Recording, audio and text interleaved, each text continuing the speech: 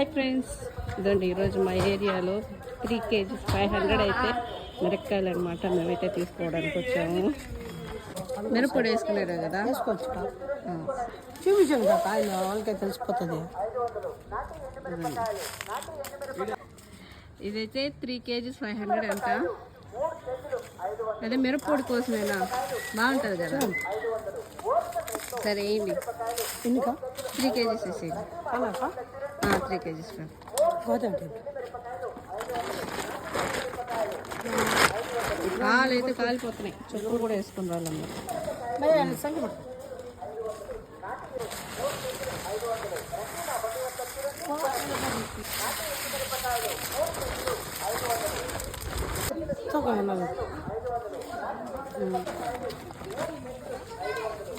అదండి 3 kgs అయితే తీసుకున్నాము.